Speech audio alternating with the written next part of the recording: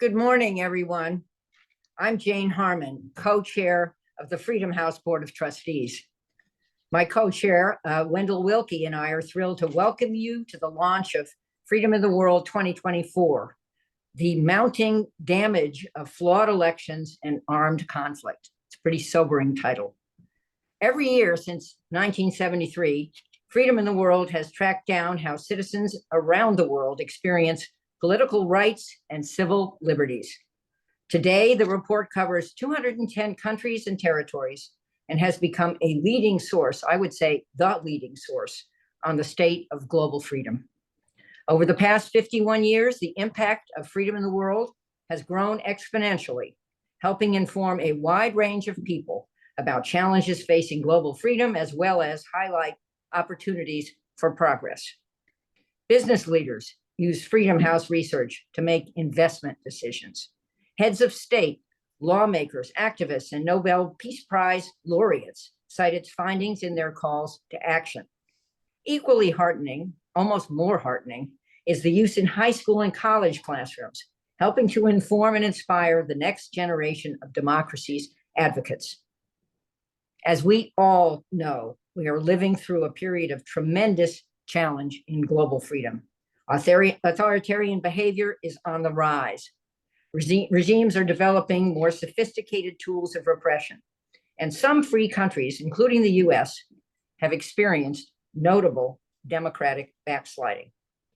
But there is reason for hope, not least the immense courage and determination of democracy advocates and freedom-loving people everywhere, including in closed authoritarian societies like China, Iran, and Venezuela. And we have metrics, thanks to Freedom House, to measure their progress. We have a wonderful lineup today. Following the presentation of this year's findings by members of our stellar research team, and they surely are stellar, Freedom House President Mike Abramowitz will moderate a panel discussion with author and historian Applebaum, Executive Vice President of International Crisis Group Richard Atwood, and Distinguished Fellow at the Carnegie Endowment for International Peace, Moises Naim, following an opportunity for questions from attendees. It's now my pleasure to welcome again my co-chair, Wendell Willkie. Jane, thank you very much. And good morning. Thanks to all for joining us for today's launch. A quick word about the history of Freedom House. For more than 80 years, Freedom House has been actively engaged in the struggle to defend and advance principles of liberal democracy at home and abroad. Freedom House was founded in 1941 to confront one of the most urgent threats freedom had ever faced, the rise of Hitler's Third Reich and the invasion and occupation of most of Europe by Nazi Germany. At that time, isolationism, typified by the America First movement, was widespread and highly influential. Many, perhaps most Americans believed, for a variety of reasons, that the cause of freedom elsewhere was not our concern. In response, a distinguished, diverse, and bipartisan group of intellectuals and public figures came together under the Freedom House banner to urge America to stand up to fascism. Spearheading that effort were two unlikely allies, First Lady Eleanor Roosevelt and Wendell Willkie, my grandfather, who just 1 year earlier had been the Republican challenger to President Roosevelt, the Democrat. In an hour of crisis, Mrs. Roosevelt, Willkie, and others put aside their day-to-day political differences, recognizing that the fight for global freedom required a shared dedication to a higher purpose. That principle was at the core of Freedom House's founding. It has been true throughout the years, and it remains central to our work today. Today, the world's tyrants, as Jane referred to, are once again working together in their ambitious assault on basic human freedoms. Our response: the cause of liberty everywhere is our cause. The work of Freedom House stands on three pillars. We inform the world about threats to freedom. We work to mobilize leaders around the world to address those threats. and we support democracy's defenders who are on the front lines of the struggle. Our report today is foundational to all these efforts. To hear about this report, it is my privilege to turn the microphone over to our experts appearing today, Adrian Shahbaz, Vice President for Research and Analysis, and Yana Gorokhovskaia, one of its principal authors. Thank you. Over to you. Thank you so much. Thank you, Congresswoman Harman and Mr. Willkie. We're absolutely honored to have two champions of freedom co-chair the Freedom House Board of Trustees. And thanks to all of you for taking some time out of your day to be part of this event. I'm so thrilled that we have a great panel coming up. My name is Adrian Shahbaz. I'm the Vice President for Research and Analysis here at Freedom House. I'm going to start off with a few thank yous. I want to thank our donors who make all of this possible and will be acknowledged later on. I also want to thank all of the experts and advisors that we work with, over 150, a majority of them based outside of the United States. All of your courage and hard work truly pushes us forward. And finally, just a big thank you to the team at Freedom House. This is such a huge undertaking. There are so many pieces of Freedom House that are involved. I just want to give a particular shout out to Yana and Catherine Grothy, who are the co-authors of this year's report. This is the 51st edition of Freedom in the World. Each year, we work with our country experts and advisors to produce country reports and scores for the 210 countries and territories that we cover as part of this project. We score each country or territory on 25 indicators, looking at political rights and civil liberties. That methodology is based on the Universal Declaration of Human Rights, which we take as our starting point. And we look at freedom as experienced by people. We're not necessarily rating governments. I think that's a really important point to emphasize. The conditions can be affected by non-state actors, and as we'll see, even by foreign governments. So I just want everyone to keep that in mind as we're talking through some of the countries that we're featuring today. Each country receives a score of 0 to 100, 100 being the best score. And then that translates to a rating or a color. The green countries that you see on the map, those are free countries. The ones that are marked in yellow are partly free, and the purple are not free countries. Without further ado, let me get started to go through some of this year's findings. So I wish that I had better news to share. As you may remember, we had been hopeful last year about a possible turning point in global freedom. That had been because the margin of improvements and declines was so thin, as you can see from this chart. Instead, this year, we found that political rights and civil liberties worsened in 52 countries, or 22% of the global population. In contrast, we saw improvements in 21 countries, which translates to only 7% of the global population. That's the lowest since the current decline began in 2005. And, you know, as our introductory remarks showed, I think our purpose here is really to highlight these alarming trends as a wake-up call. We really need sustained action to defend democracy. It's all about expanding on the important work that's being done by government, civil society, and the private sector. And many of you on this call, creating a world where all are free. That is our mission at Freedom House, and we're so grateful to partner with so many of you in this crucial struggle. So now on to where the biggest declines and some of the improvements occurred. When we take a step back and looked at the areas of decline, there were two trends that stood out. And those are armed conflict and flawed elections, as the title of this year's report suggests. And here, I think it's really interesting to point out there's a common thread, and that is a rejection of pluralism, a dangerous rejection of pluralism. It's the case that authoritarians are exploiting fear and division for their own gain And we're seeing all around the world that having devastating consequences for democracy and human rights. The countries that had the worst declines this year, the top 5, were Nagorno-Karabakh, Niger, Tunisia, Peru, and Sudan, while the greatest improvements were in Fiji, Thailand, Nepal, and Liberia. And we will go through developments in those countries as well as others in greater detail throughout our presentation. Rising repression and violence against those living in territories is a key finding of our report. That's one that my colleague Yana will go through in greater detail. This year's other key finding is elections, a fundamental pillar of democracy, and that's what I'm going to speak to you about in my part of the presentation. A few facts and figures. So, as I stated, there were 52 countries that declined, and elections drove declines in half of those countries. Election manipulation is a growing trend. Just to give you another figure here, there are currently 35 countries that do not have free and fair elections.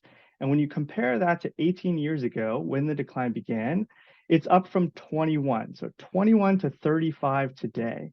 That's a sobering statistic ahead of what is being billed as a historic year for elections in 2024. We have almost half of the global population going to the polls. And I think it's really interesting that authoritarians are still going to great lengths to hold elections. They crave the legitimacy that stems from even the semblance of a vote.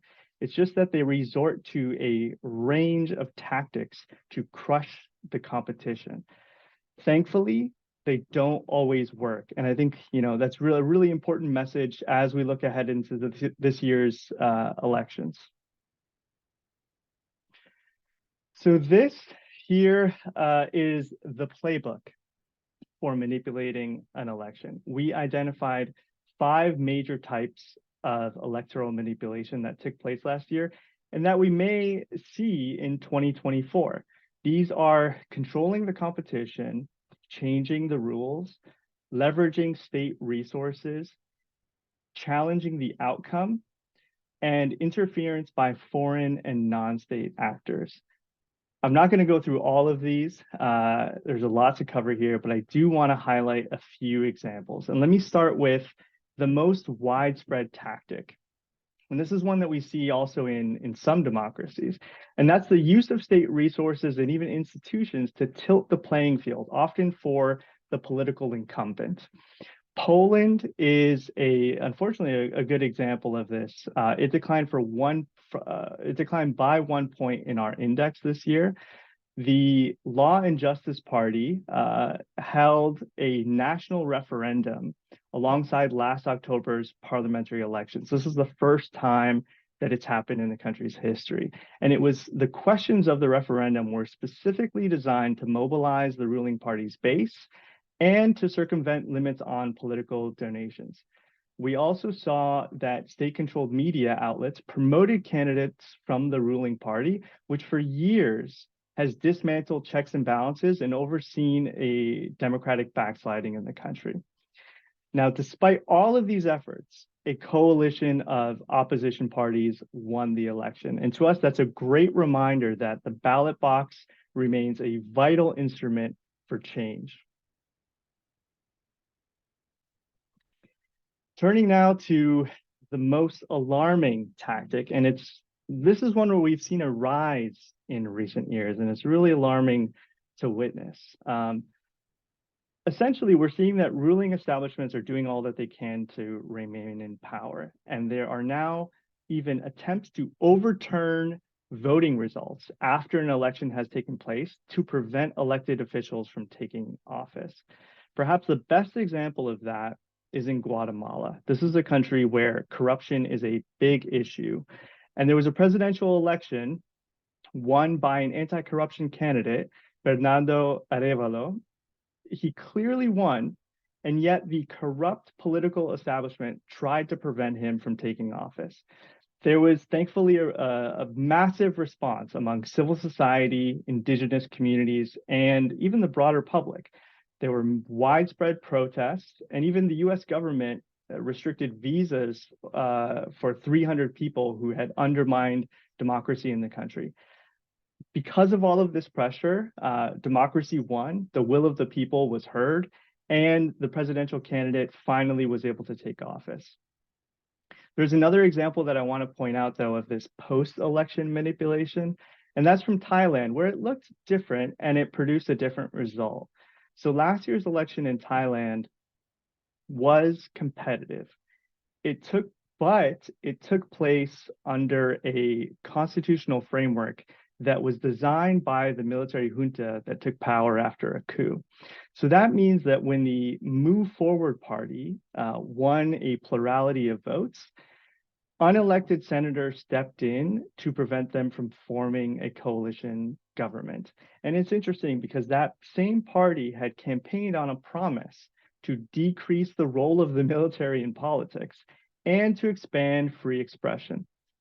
As a result of a generally competitive election, that country did improve from not free to partly free in our index, but Thailand still has a long way left to go to reestablish a more representative democracy. I want to talk through two more trends here as it comes to elections. One is on non-state actors interfering in the electoral process through violence. And there's no better case here than Ecuador. Ahead of last year's elections, we saw multiple political candidates assassinated. And that includes a presidential candidate, Fernando Villavicencio, who was also assassinated. Violence hindered political campaigning and created a general climate of fear for voters, and that led to the country declining from free to partly free in our ratings. I also want to point out that foreign autocrats are menacing voters. During Taiwan's strongly contested presidential election, the Chinese Communist Party tried to influence and intimidate voters through disinformation. They even had threats of military action should the Taiwanese voters elect the wrong party. As we look ahead to this landmark year for elections in 2024, we know that many of these will be flawed, and some will even be rigged. We know in Russia, for example, that Vladimir Putin will almost certainly win the upcoming contest. This comes amid years and years of manipulation and repression that have eliminated all meaningful competition in the country. The regime has pushed out all independent media, and it's turbocharged a crackdown on public and private forms of expression. We all know too well the extreme lengths that Vladimir Putin will go to eliminate any even perceived opponents. We got that reminder with the murder of Alexei Navalny most recently. It's also the 2-year somber anniversary of Russia's brutal full-scale war in Ukraine. And it's a reminder that the Kremlin continues to impact the freedom of people in Ukraine, both those under Russian occupation in places like Crimea and Eastern Donbass, as well as people living in the areas that are controlled by the government in Kiev. There we're seeing out of necessity, martial law and the mass displacement of the population. That means that it's highly unlikely that the country will hold a presidential election. So we're seeing, again, that autocrats are impacting democracy, not only in their countries, but around the world. On that note, I'll pass it over to my wonderful colleague, Yana. Over to you. Thanks, Adrian. So now we'll move on to the second trend that drove global decline in freedom last year, and that is violence and repression in territories. Now, Freedom in the World tracks 15 territories separately from countries. You see them listed here. And we do that based on a criteria that includes the experience of freedom for people living in the territories that is substantially different from countries, enduring demands for autonomy, and also that the territory's geographic boundaries be stable over time to facilitate examination and analysis. Today, about 45 million people live in the 15 territories we track, and these are some of the least free places in the world. These are places where conflict over land, over sovereignty, over self-determination have really imperiled political rights and civil liberties. In fact, as Adrian mentioned, the biggest single point decline that we saw this year happened in a territory, and I'll turn to the situation in Nagorno-Karabakh now. Nagorno-Karabakh lost 40 points and moved from partly free to not free. And this was the result of a military attack by the forces of Azerbaijan that forced out almost the entire population of 120,000 ethnic Armenians from the enclave. The attack itself was preceded by a 9-month-long blockade of the Lachin corridor, which is the only land route that links the enclave to the outside world. Now, while this kind of decline is fairly unusual, unfortunately, the repression of basic rights and territories is not. And among the biggest perpetrators of this repression is the Chinese Communist Party. In Tibet, we saw last year the CCP separate over 1 million children from their families and put them in state-run boarding schools where a version of Han Chinese language and culture was forcefully inculcated. In Hong Kong, which we also track separately, the CCP has arrested journalists, pro-democracy activists, and really cracked down on all forms of dissent. Last year, we also saw that the pro-Beijing LegCo made amendments that eliminated many of the directly elected seats and therefore closed off one of the last avenues for democratic engagement for Hong Kongers. Over the last 10 years, the territory has declined by 26 points, so more than a quarter of its entire score.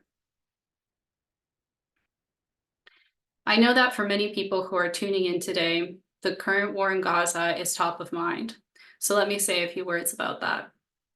The people of Gaza have lived without an elected government for over a decade. Hamas seized control in 2007 and has not held an election since then.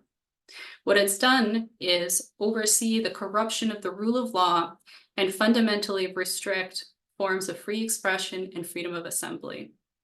Hamas and other militant groups, in addition to restricting the rights of Palestinians, have also launched indiscriminate rocket fire into Israel and imperiled the safety of Israeli citizens. On October 7th, Hamas militants led a massive raid into Israel that resulted in the killing of 1,200 people and the hostage-taking of another 240 people.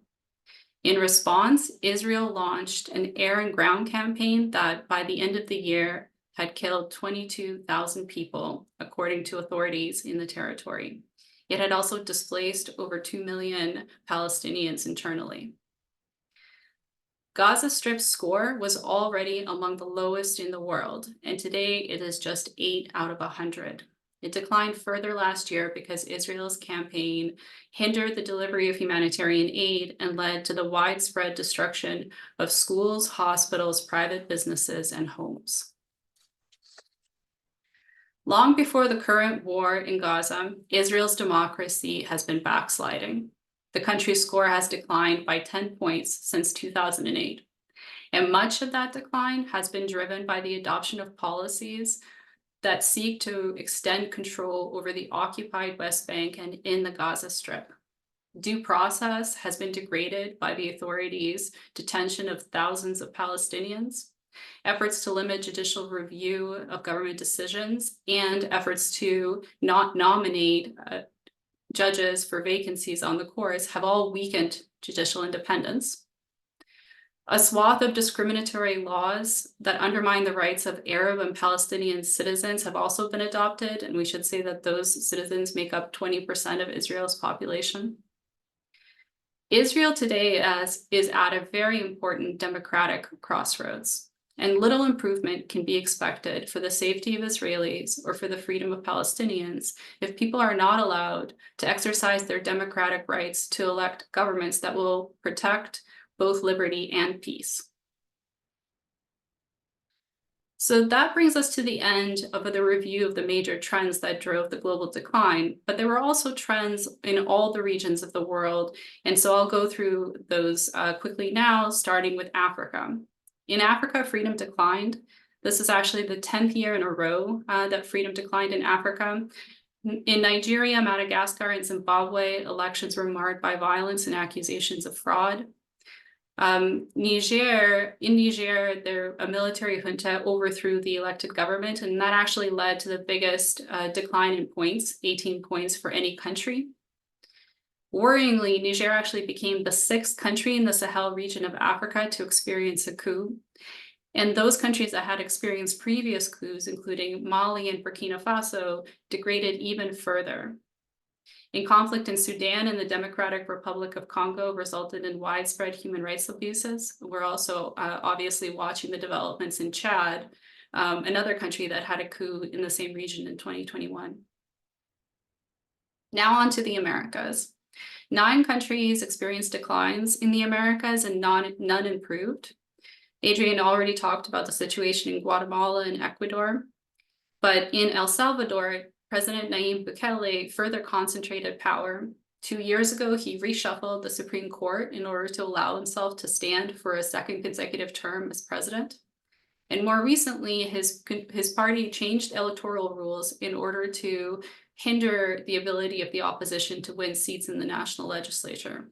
I should also say that Bukele has overseen a now 2-year state of emergency that's resulted in the arbitrary and indefinite detention of over 70,000 people. Peru saw the biggest single-point decline in the region. It lost 4 points, and that had to do with the ongoing ramifications of the attempted auto golpe by Pedro Castillo in 2022. Despite these negative developments, this region remains among the freest that we track. 22 of 35 countries are rated free. Of course, the United States is in this region. The US is rated free, and its score did not change last year. It remains at 83 out of 100. Although over the last 10 years, the US score has experienced a 9-point decline. And that has been driven by attacks on political pluralism, increasing corruption, lessening of judicial independence, due process, and equal treatment of minorities. We're obviously in a really important election year, and some of the things that we're watching for are the impact of misinformation and disinformation, as well as political violence. Now to the Asia Pacific. I'm afraid I'm going to sound like a broken record, but freedom declined here as well. And that was driven also by electoral manipulation and deepening of repression. We saw that oppositionists were kept off the ballot in Cambodia and in Hong Kong. We saw a Supreme Court in Indonesia change electoral rules in order to allow the son of the outgoing president to compete to be vice president. And of course, in Myanmar, political rights and civil liberties continued to slip following the military's takeover in 2021. And we're really concerned about the level of violence in that country. In Europe, which is the freest region that we assess, 80% of people live in a free country, but even there were declines. Alongside Poland, the elections in Bulgaria and Serbia had serious problems. Corruption and a lack of transparency contributed to declines in Croatia, Monaco, and Norway.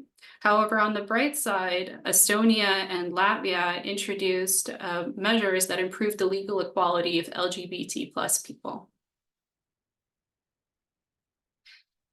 I've already spoken about the situation in Gaza and Israel, but in addition to those declines, Lebanon experienced a deterioration because the parliament was unable to appoint a prime minister or president. There was also further decline in Iran because of a crackdown on academics and protests by students. Finally, Eurasia. Eurasia is the least free of all the regions we track. It does not have a single free country. We already covered the efforts by authorities in Azerbaijan and Russia to seize control of land and deteriorate rights.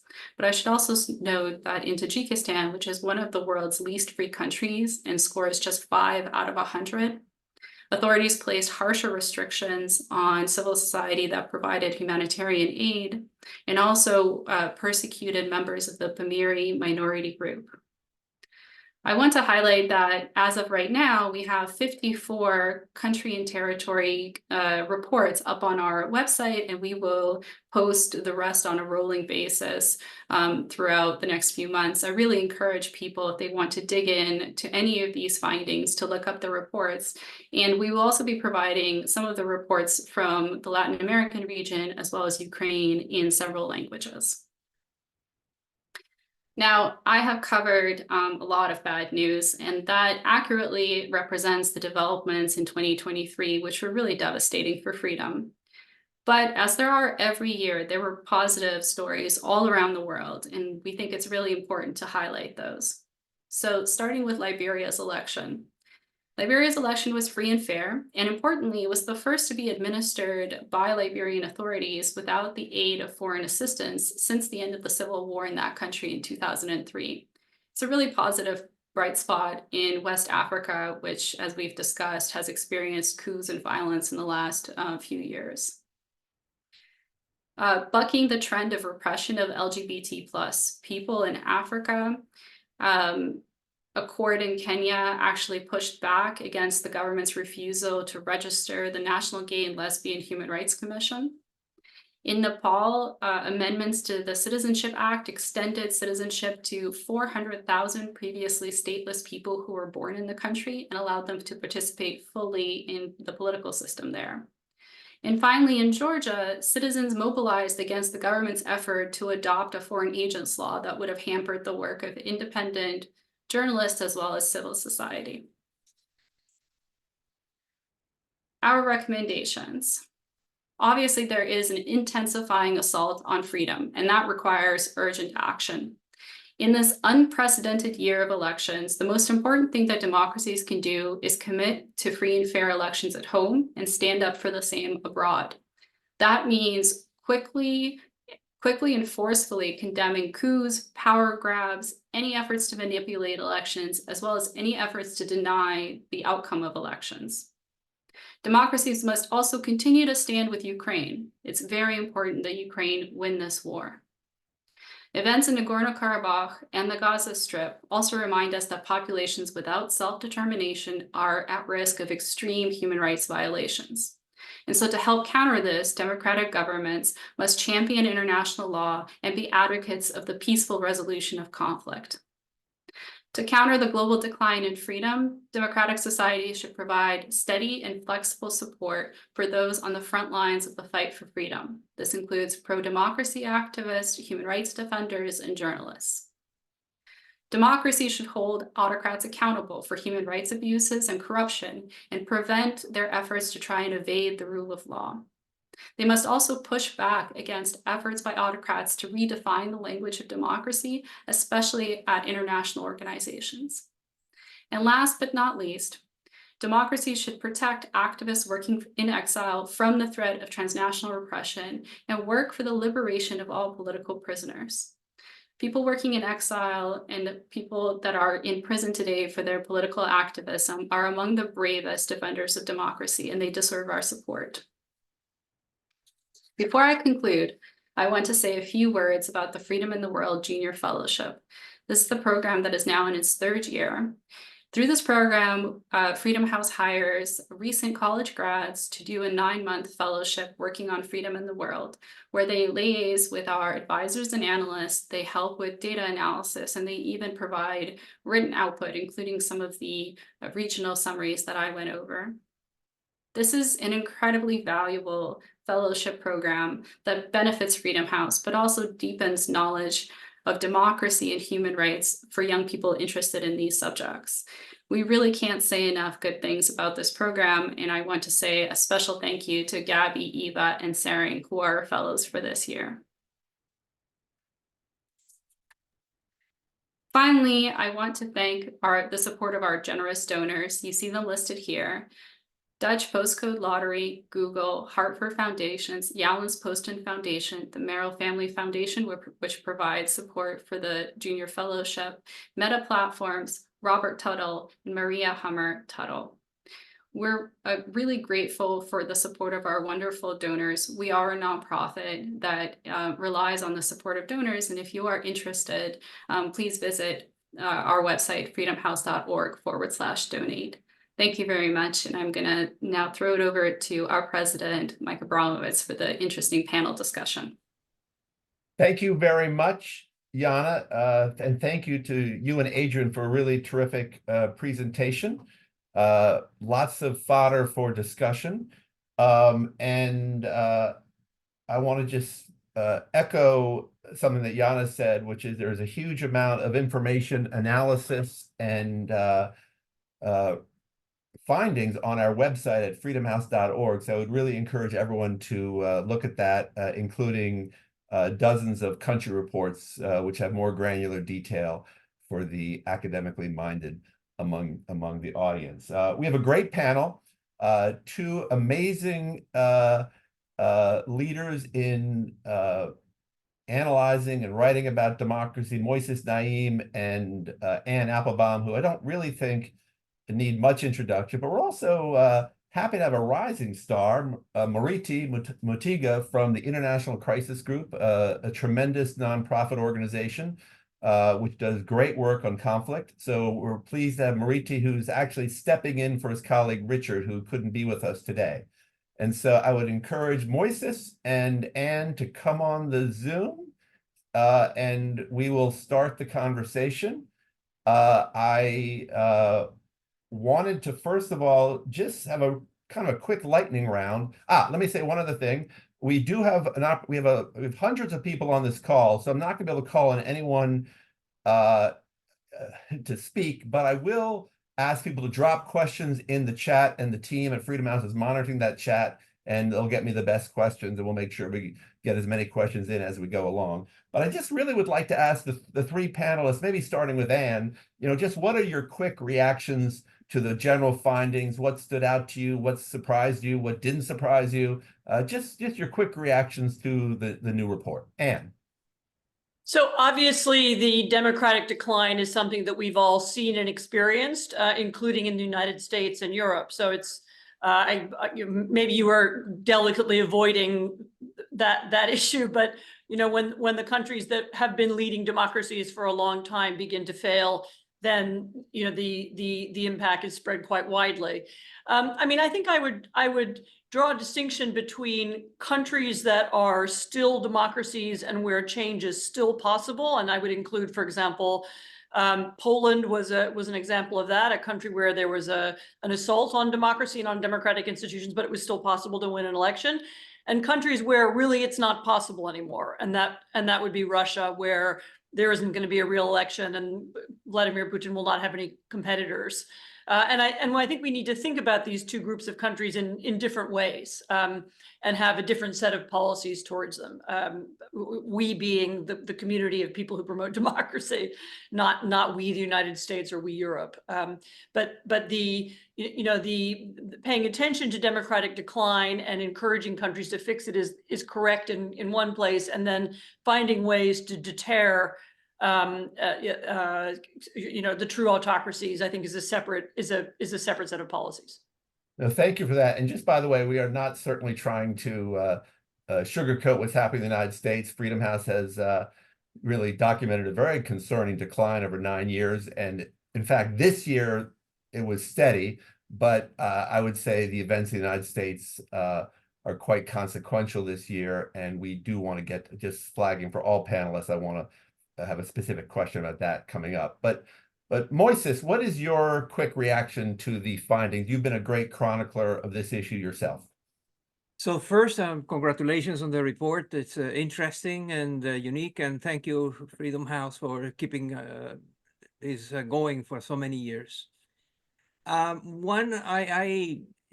numbers are overwhelming. The statistics are even more so, and the trends are not good. These are clear trends towards the decline of democracy. And there have been successful attempts at containing the expansion of autocracies, but those are just very small and limited compared to the expansion of autocracy around the world. One subject that at some point will require much more attention is the deep asymmetries between the autocrats and democrats.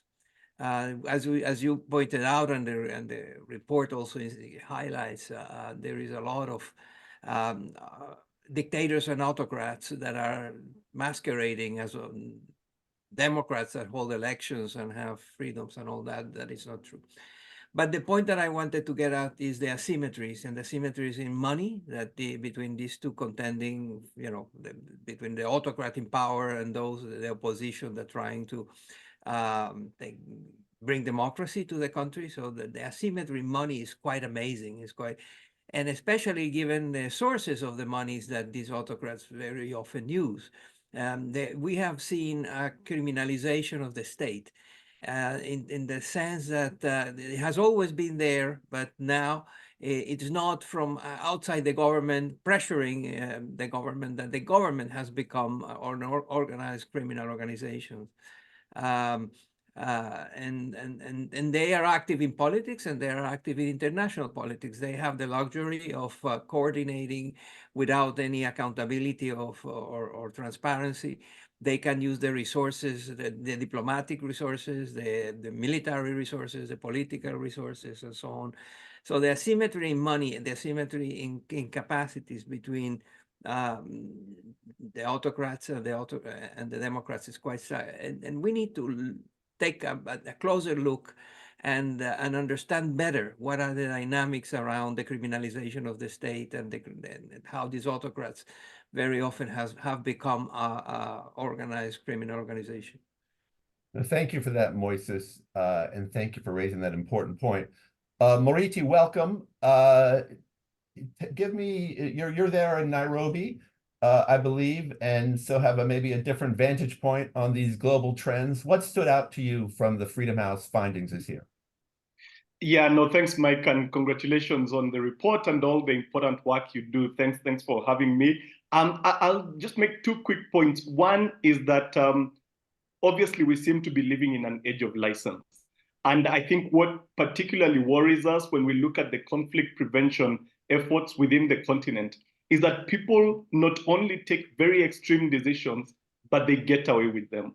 And that really is probably the most concerning trend on the continent, just the perception that war is a first option and it's possible to stage coups, launch wars, and get away with it.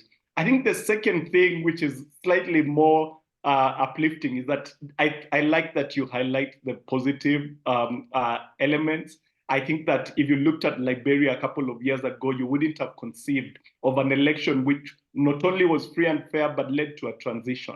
We are seeing that increasingly on the continent. We've seen it in Zambia. We've seen the strengthening of institutions, especially the courts. The Kenyan courts are very lively. The South African institutions have also held together.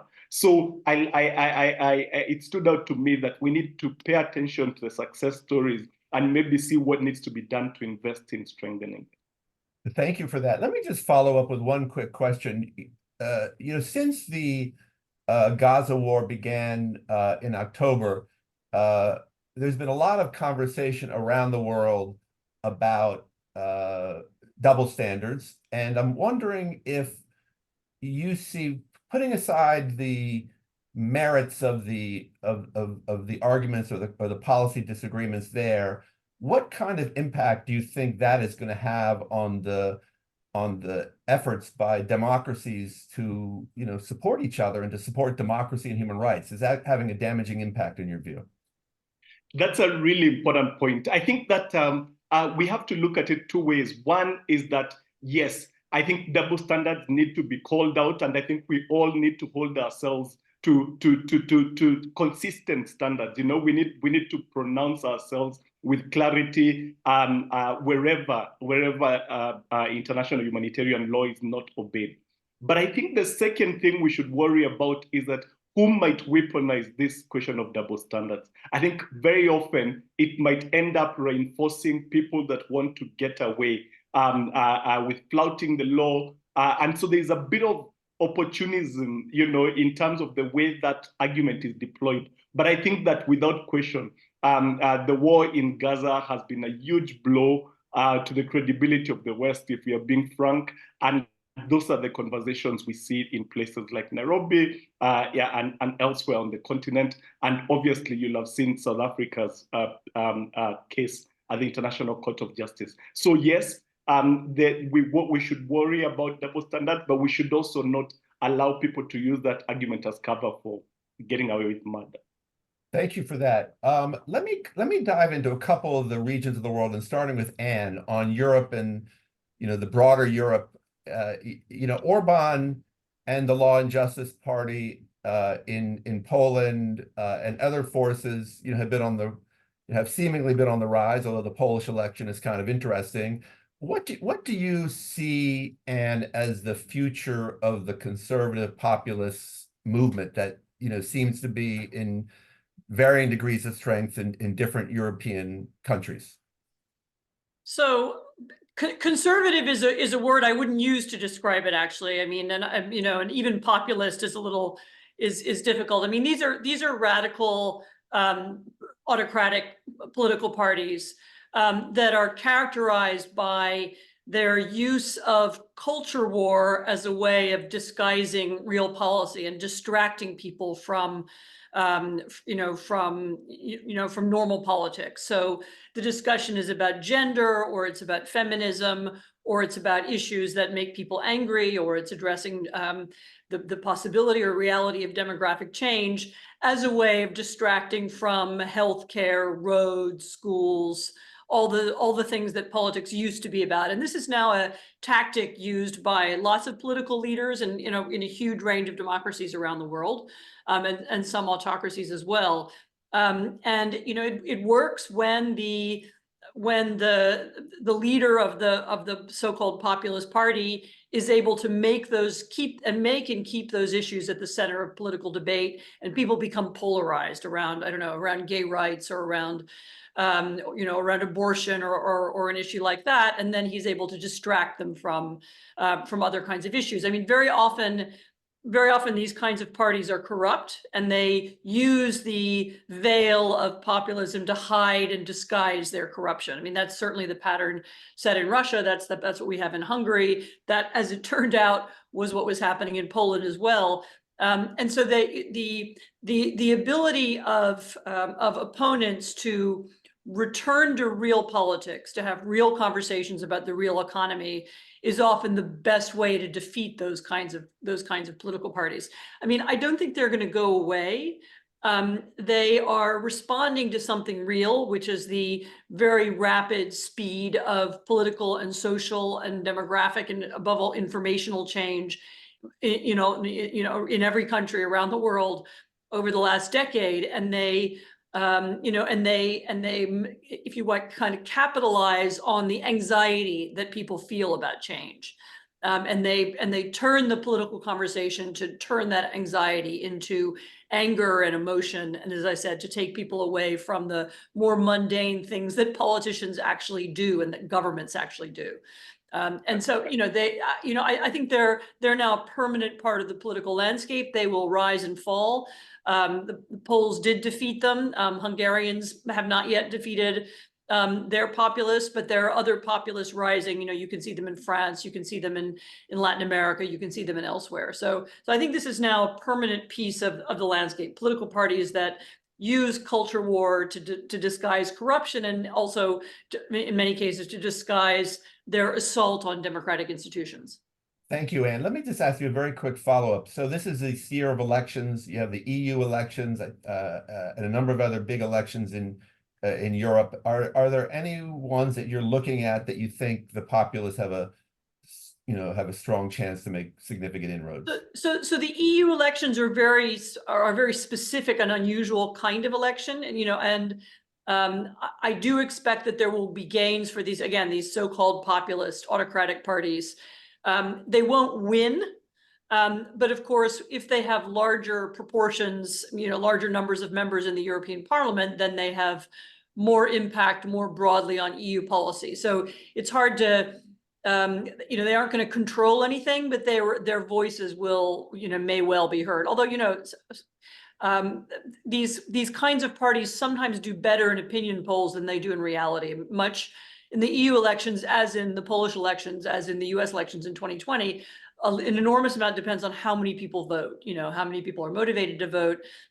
If the numbers are much higher than expected, then we'll get an unexpected result. Okay, thank you for that. Moises, let me turn to you. You come from Venezuela originally. You are, you have a lot of your focus in your journalism in this hemisphere. In normal times, I think Washington, if you will, would be paying a lot more attention to Latin America than it is now, given some of the negative trends in a number of the countries, although some bright spots, as Adrian pointed out. I'm particularly concerned about what's happening in El Salvador, obviously always concerned about what's happening in Venezuela. Will there be a real election this year, or will Mr. Maduro find ways to continue to reject opening his government up to popular vote? Give us a more detailed and quick look at what you think about Latin America, the trends for democracy in that region. It's all over the place, but first, concerning the elections, it has been a terrible year for incumbents. They're losing elections quite significantly, and that is a manifestation of the anti-politics that has now become even more extreme. Just throw out the rascals, get them out. People are fed up with the old faces and insiders and the players that have always been there. So there is a strong appetite on the part of the voters not to re-elect those that have been in power. And then at the same time, you have two characters that are very specific in their idiosyncrasy, but are calling a lot of attention. One is Javier Milei in Argentina, and the other, of course, is Mr. Bukele. You asked me to mention El Salvador. I think the dilemma there with how to deal with a country that had been taken over by the street gangs and all that, and which he did. But now he has to contend not only with that, but also to the international backlash against his authoritarian proclivities and methods and sometimes actions. But he also needs to deal with a terrible economy. The economic situation in El Salvador is not very good.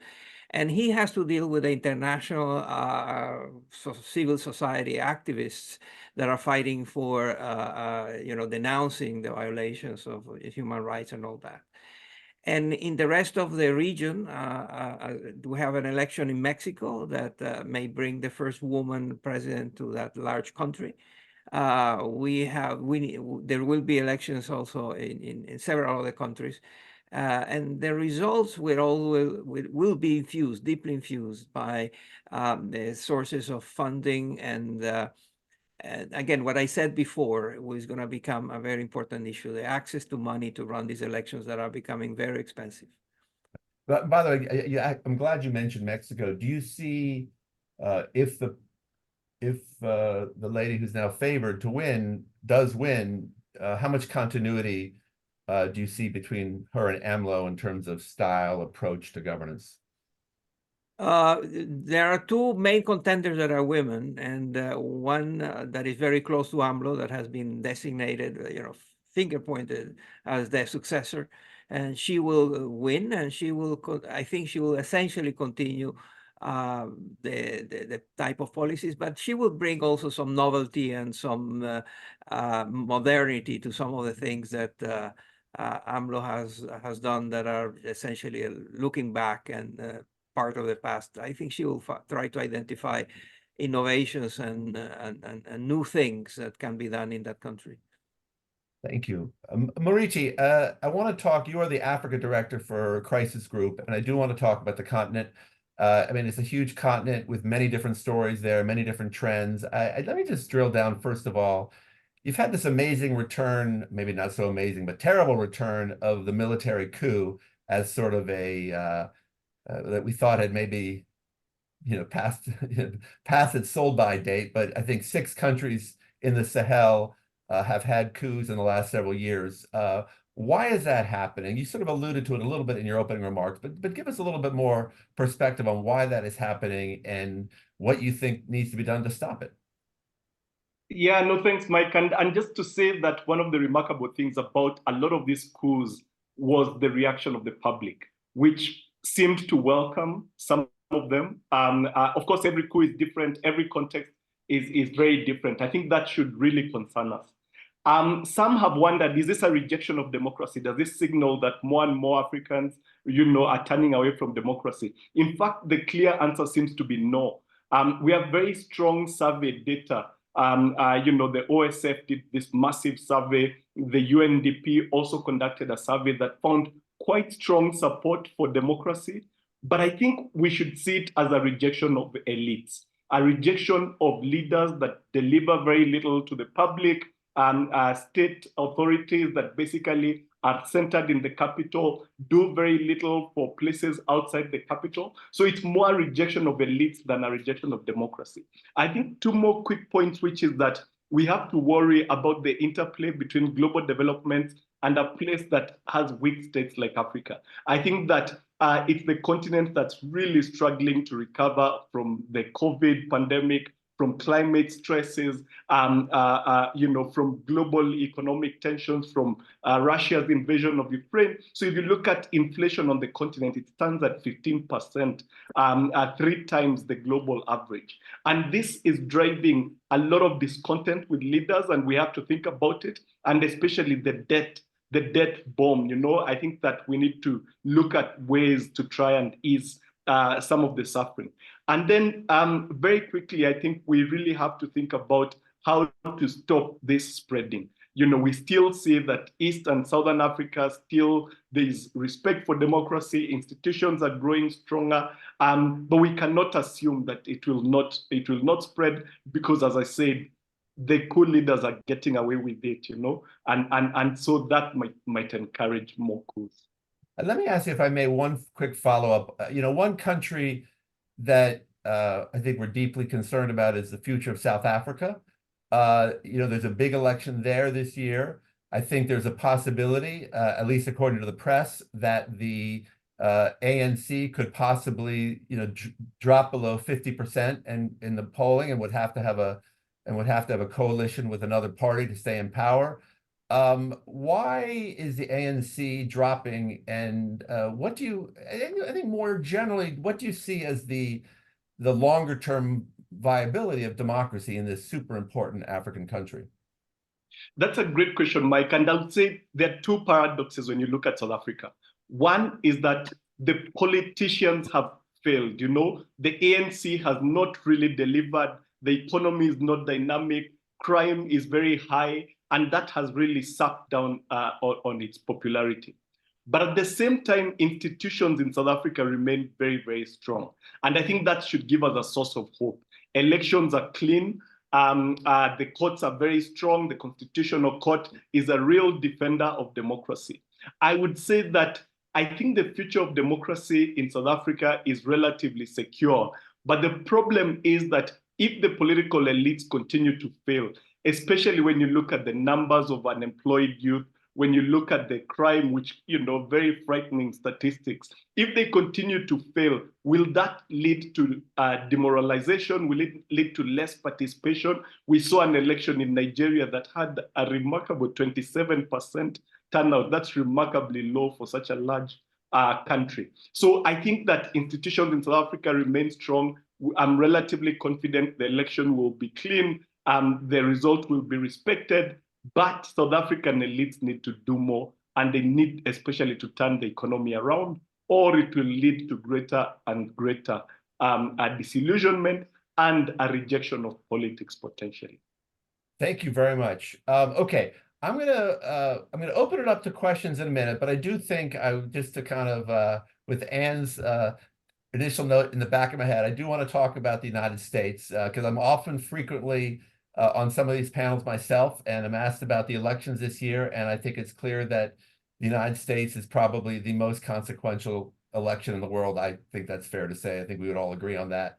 And with two likely candidates that have quite differing conceptions of America's place in the world and its involvement with allies, I just would like to ask each of the panelists, what do you think's at stake this year in the U.S. election, and what issues do you think you are particularly concerned about. And I would ask just for this group, particularly with respect to foreign policy, because America has, as Wendell said in his opening remarks, Freedom House has always been, very interested in having and supportive of having a United States that is supportive of democracy, supportive of human rights, and that's an important point as an organization that we make. So, what are your thoughts about the U.S. elections this year? I'm going to start with you, Ann.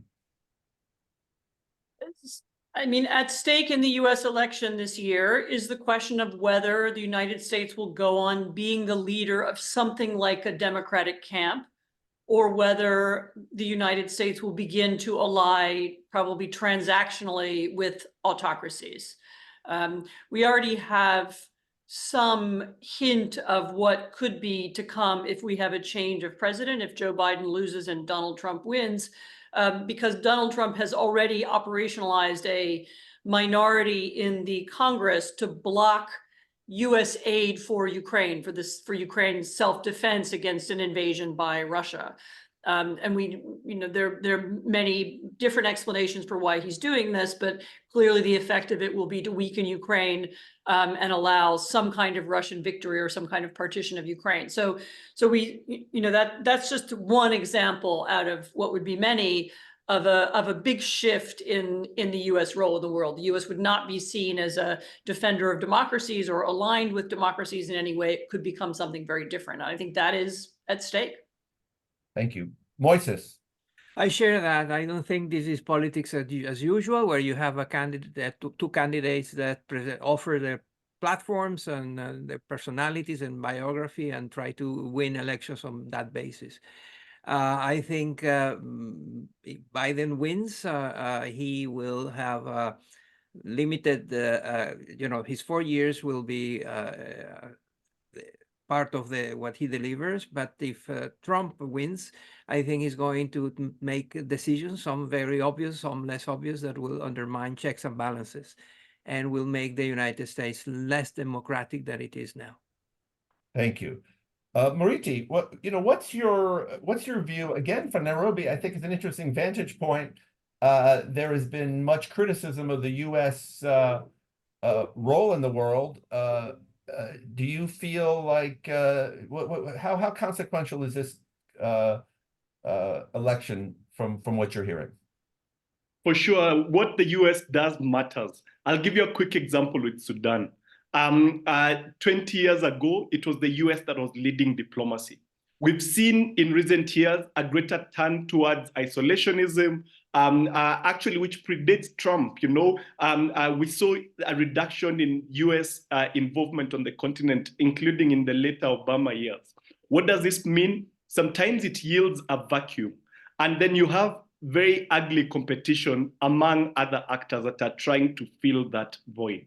And in Sudan, that's a classic example. It's unfortunately already a lot of suffering. It's turning into a full-fledged proxy conflict. I think the second thing is that the US is important symbolically.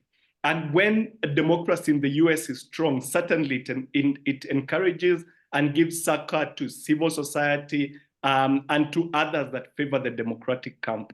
But if the US, democracy falters, then of course it's a blow. And then the last thing I would say is that we worry about intensified great power competition.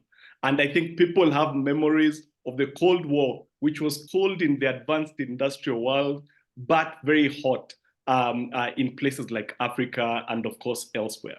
And so intensified great power competition, if not managed carefully, we worry about a resurgence in proxy conflict. Okay, thank you, Murithi. All right, I'm going to now get into some of the questions that I'm seeing in the audience, in the questions, and I'm just going to read them pretty much verbatim. And this I'm going to direct to Moises, if it's okay. You've talked about Guatemala and El Salvador in Central America. Please discuss the situation in Nicaragua, some of the issues for the past 40 years, grave human rights abuses, state murder of college students, declines in freedom of expression and media, the large number of political prisoners. This is happening right in our own hemisphere. Really the creation of almost a Stalinist state, it seems to me. Maybe that's too strong, Moises. What are your thoughts on Nicaragua?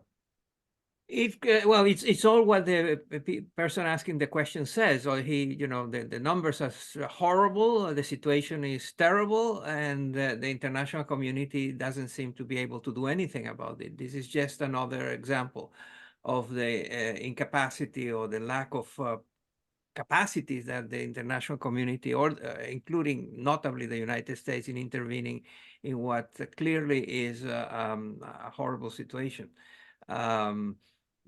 Nicaragua needs to keep to have a chance at democracy again, and unfortunately there are no indications that the trend is in that direction.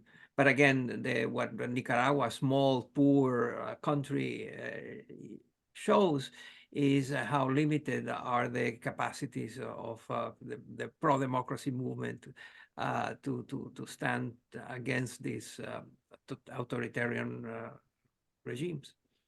Thank you. All right. I see my fearless leader, Jane, has her hand up and wanted to make a quick point. Go for it, Jane. Very briefly, I just want to say how exceptional I think the metrics on Israel and Gaza are. I know this has been an extremely difficult topic for those in the United States and around the world, and obviously those living in the war zone.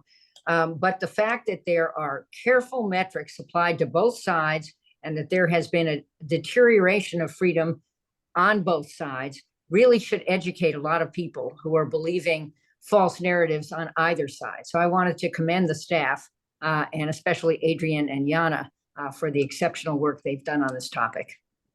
Okay, thank you for that nice comment, Jane. Okay, we have another question here. This might actually be more directed towards Adrian or Yana. I'm going to ask you to come on the screen just to say something about this. It's really about, one of the major themes here is about elections playing a critical role in how a country is rated. And so the question is, how is this indicator measured if an election does not take place in a country, like it's not likely to take place in Ukraine this year, or if the election is fundamentally banned in a country, like Afghanistan? How do you look at elections? How do we look at elections? Maybe I'll answer that. Go for it. So we have two indicators. Well, we have three indicators that look at elections. One that looks at executive elections, one that looks at legislative elections, and finally one that looks at whether or not election rules exist and whether they're followed. And each of those indicators is on a scale of 0 to 4, with 0 being obviously the absolute bottom. For countries that don't have elections or have completely rigged elections, the score there is 0, essentially. So this is because we don't look just at the formal rules or formal institutions. We look at people's experience of freedom. And so even if there is an election in a country, but it is totally rigged, that for us indicates a 0 out of 4.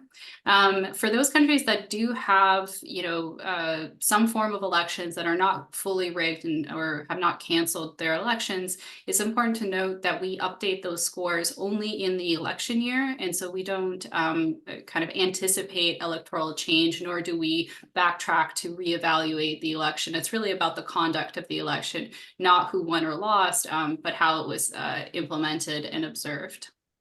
Okay, thank you, Yana. Okay, here's a question from the audience, and I'm going to direct this at Anne. I think this is up your alley. What does evidence suggest are effective ways of holding autocrats accountable? Putin's alleged rise in popularity and Russia's economic resilience since the operations in Ukraine commenced raises questions about some of the assumptions related to naming and shaming and the effectiveness of economic sanctions. Would love your thoughts on that question. And Moises, maybe I'll come to you too on that too. Go ahead, Anne. So I don't think that our institutions that are designed to enforce sanctions have really caught up to the moment. In a way, the problem with Russia is that there's a combination of sanctions and export controls and various other things. And in a way, the problem is that there's too many of them. We can't keep track of all of them. There are different electronics and so on that are sanctioned, but we don't have any means of enforcing them. Small things like the number of European exports to Kazakhstan has, skyrocketed in the last 2 years. That's because a lot of what's going to Kazakhstan doesn't even get to Kazakhstan. It just stays in Russia. And I don't think either European countries or the United States have really thought this through. We haven't got to the stage of really understanding that this is a form of economic war. I know that terminology bothers people, but it's a profoundly important competition, and we need to think about teams of people who can enforce it. We need to think about looking at how allies in Europe enforce them, enforce exports and so on. So I agree that it hasn't been ideal. I mean, I think it's been a little bit more damaging than you describe. Russia's very good at pretending everything is fine. The fact that the war has lasted for 2 years and that they've had to shift the economy onto a kind of war footing and pump up military production does indicate that the economy is not producing consumer goods, and it's not raising living standards for ordinary Russians. So Russians are paying a huge price for this war, even if they're not themselves fighting it. But we need to look much more carefully at what it means to sanction, what it means to do export controls, and we need to have a much more profound system of enforcing them. I should also say that it's really time that the U.S. made use of Russia's frozen assets. We were right to freeze Russian assets at the beginning of the war. Now it's pretty clear that those are assets that are going to need to be used to pay reparations, so that the damage that Russia has done to Ukraine is paid back by Russia. And I hope that will soon be understood as part of the sanctions process as well. Thank you for that. Moises, I do want to ask you just about what works. We've identified, and you in your book, this growing autocratization of the international sphere. What do we do about it? Well, first I want to answer in 2 minutes, please. Yeah, I want to share what Anne said. I agree with that. I just want to point to the difference between sanctions. There are many kinds of sanctions, but the two main categories are sanctions on individuals and sanctions on sectors, on regions, on the export controls and so on. The United States and Europe and others have relied too much on generalized blockades and sanctions, and too little on individuals. I think it's very important. For example, in the most recent example of what is going to happen is in the case of the death of Alexander Navalny, the United States just announced that they were part of the reaction of the United States to that is the identification and sanctioning of specific individuals that were part of the jail system under which this horrible situation came up. So pay more attention and use more effectively going after individuals that are have been identified as actors in brutal situations, and be very careful to overuse generic sanctions that end up hurting the innocents. I really appreciate that point, Moises. I think there's a whole set of tools that have been developed to go after individuals, and they need to be utilized. I think that would be the point of view of Freedom House, certainly. Thank you. There's a question here that I think is tailor-made for Murithi. Have we lost the art of conflict prevention, mediation, and strategic thinking? For example, where was the strategic diplomacy immediately after October 7th to help flesh out a different response? Given the proliferation of conflicts and declines in freedom, do you foresee more international efforts will go into crisis prevention? Yeah, thanks for the question. And I would say a couple of things. One is that we are basically in a world between orders. I think that we have to accept, that period of US hegemony is basically fading away. I think we have to remember that it was a rare period, that in general, throughout history, there's more powers, that it was quite a unique moment. And then we have to be really deliberate about revitalizing institutions that can step in. I think that the UN, for example, has probably been missing in action in terms of actual peace and security work. I understand the Security Council is quite paralyzed, but we should not underestimate what influence the Office of the Secretary General has, for example. We need to use those more. I think we need to think about the next election of the new Secretary General very carefully, because that's a position that could potentially make a huge difference. And then I think we need to be quite realistic about what's achievable. I think that, I like the concept of ad hoc approaches, of minilateralism, but just to appreciate that diplomacy is really very hard work. It depends on individuals that can put in the work to understand the context. I agree very much with the sentiment that has been raised, but I think that, it is probably not unexpected when you're going through a period of change. And I think the question is, what comes next, and how can people be more strategic who are interested in peace and security? Okay, thank you for that. All right, here's a question for the group from Frank Langford of National Public Radio. And he asked, I'm going to just alter the question a little bit. What can citizens do, I think individuals, in practical terms about the decline in democracy, both at home and abroad? And Frank asked that question because he gets that question a lot, as do I. How would you answer that, Anne? Participate. Citizens should participate, not just by voting, but by working with a party, working with community organizations, volunteering their time to make sure that polling, that voting happens smoothly, working as poll workers. All those, and anything that you can do to raise the level of public participation and to encourage everybody to participate can make a difference. And of course, think about running for office yourself. Think about running for the local school board, the local council. The less that politics is a rarefied profession that belongs to some kind of weird PR people and specialists, and the more that it's the product of ordinary people who are part of normal life, the better it will be in all of our democracies. Okay, we're sort of running out of time, to be honest. We have about 10 more minutes, so I'm going to just ask a couple of questions to make sure I get as many answers as we can. I'm going to actually direct this one to Moises. Do you foresee changes in democracy assistance from the United States government, given the growing isolationist sentiment that affects actually both the Republican and Democratic parties to some extent, maybe to differing extents? Do you think there's going to be a considerable decrease in funding? I've kind of altered that question a little bit, but I'm kind of curious what you have to think about that. It depends on the country. I think there is a generalized fatigue with the foreign aid, both in the United States and in the world. The notion that all this money is being spent without consequences or results. So there is that appetite for a more effective, more measured way of dealing with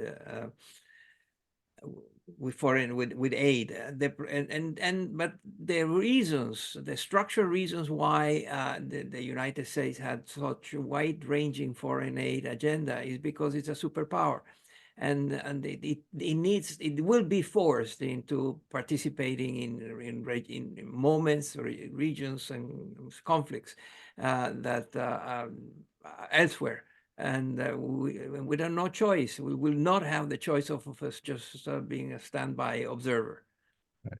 Let me ask a question for both you and Anne, if I may, because you're both, among other things, journalists. And actually, it's an interesting question here because I'm the moderator. I haven't really directed a question about the media, but why is there no bigger focus on the media situation in different countries? I think there's a big focus from Freedom House perspective, but again, this is a big question, but I think the rise of social media, disinformation, all those factors, they're having an incredible impact on democracy. I'm always struck by the fact that 33 countries, I believe, have 0 scores in the Freedom House ratings on media and independent media today, compared to 14 when the Democratic slide began. What do you see as the role of the kind of decomposition of the media in the decline of democracy? Moises, and then Anne.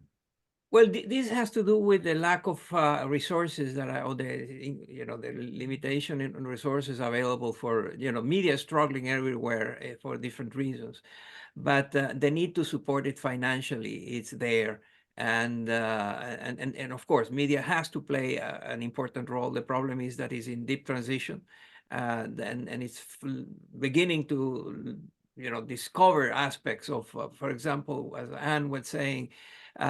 Promote participation and be very active in moving people in that direction. Well, yes, absolutely. But be careful that you are not being conned by some groups that are in fact anti-democratic and are using the new tools of digital tools to just behave push people to behave in certain ways. And give a quick point on the media you might want to raise. I mean, I'm not sure who's not paying attention to it. I think the decline of information in the broadest possible sense is the main source of democratic decline. I mean, it's a combination of the shift to the internet. It's a combination of so-called traditional media, not having a business model anymore.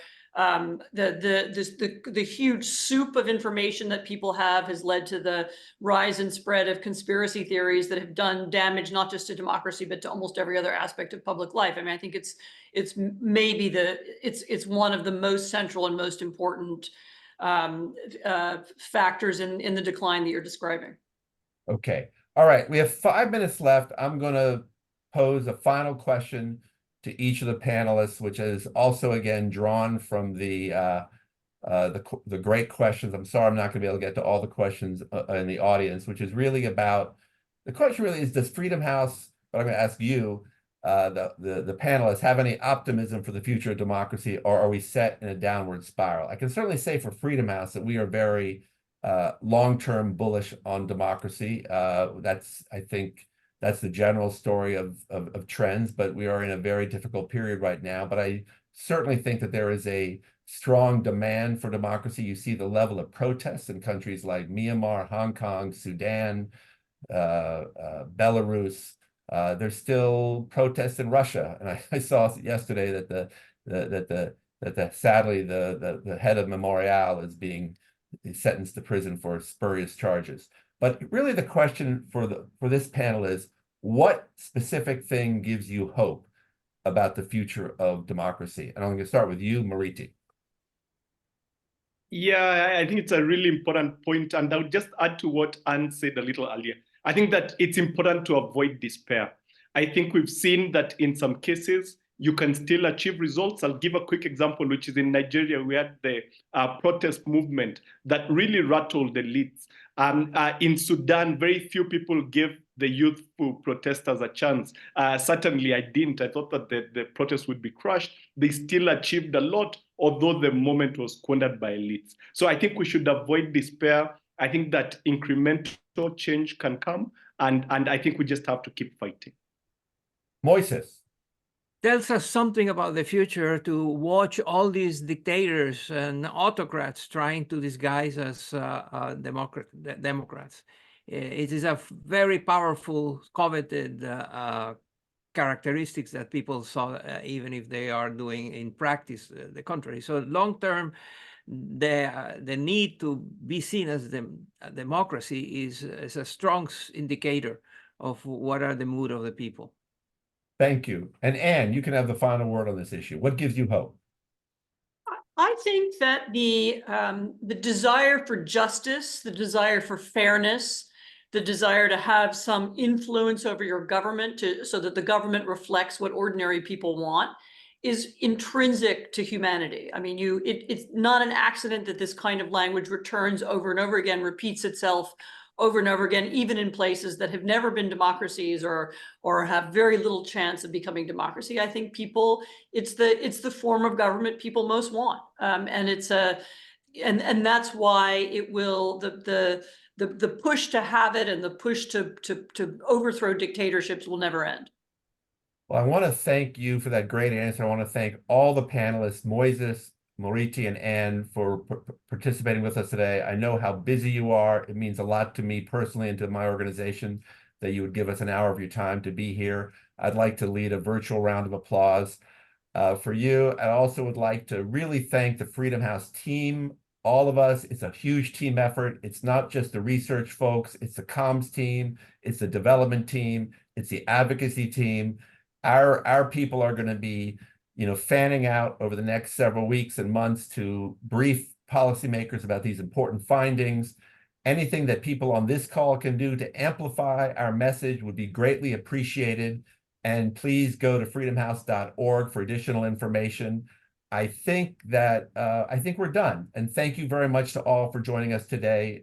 We appreciate it. And we'll have we're going to post this on our website, the discussion, so that you can share with your friends who weren't able to come here. Thanks again. Take care.